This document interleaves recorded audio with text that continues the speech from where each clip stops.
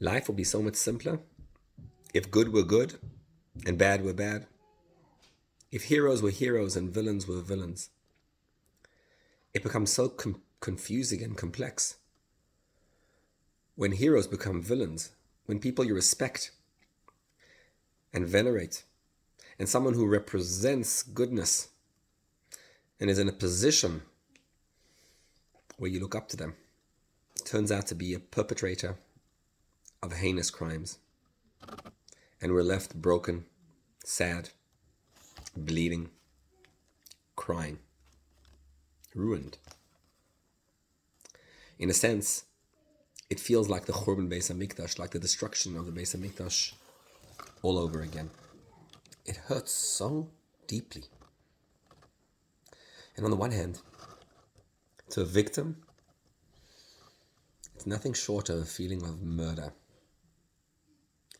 On the other hand, we recognize that every predator was most likely a victim in his own right at some point. And the chances are that he wasn't treated when he was young. And we feel compassion towards him in that sense. And there's a wife and children who are left devastated. They didn't do anything wrong.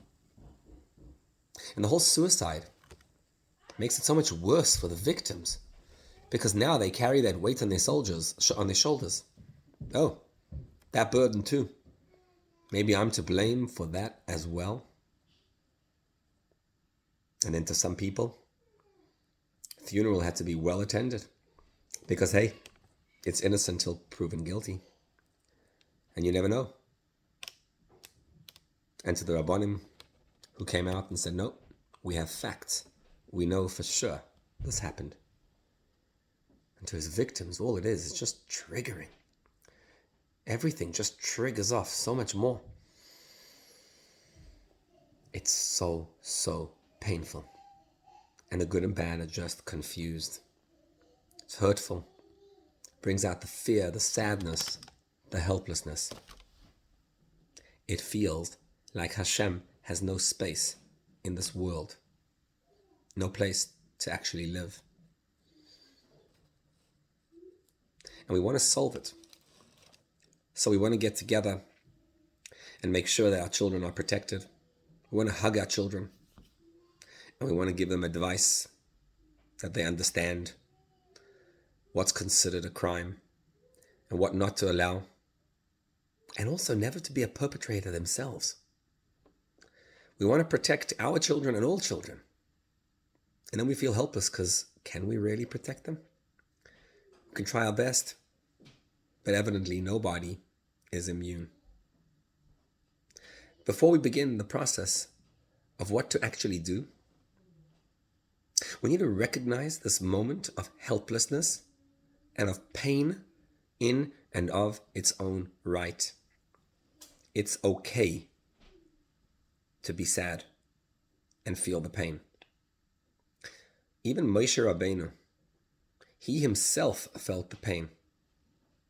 See, Moshe Rabbeinu came to redeem the Jewish people like a knight in shining armor.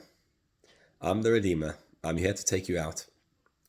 And then what happens? Things went south, from bad to worse. The worst possible time in the exile of Egypt was actually after Moshe came and began the miracles. And then Paro increased the bondage. He wouldn't give them the straw. They had to go get the straw for the bricks themselves. They were already overworked. That meant more babies being killed when they didn't fulfill the quota. And it was horrendous. And the Jewish people cry out to Moshe and they say, ever since you came, it became worse. And Moshe himself, the epitome of a tzaddik, of someone who appreciates and understands and venerates God, turns to Hashem and he says, I cannot take this. The pain is too great. It's overbearing. And he says, Hashem, ever since I came to Paro, it's become worse and you didn't save them. God, why did you send me?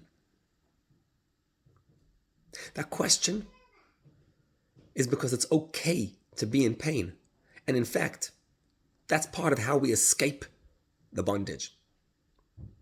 Because a slave is only a slave when he feels like he's in bondage, when he recognizes that this is not the place to be.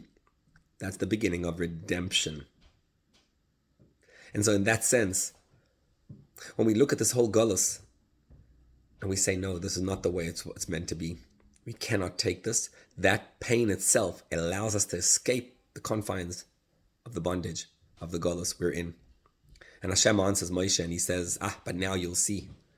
And I promise you, go tell them, I recognize, I heard you. I'm going to take you out, I'm going to save you, I'm going to redeem you, I'm going to take you to the promised land. Sometimes just feeling the pain and crying out to Hashem, we can't take it anymore.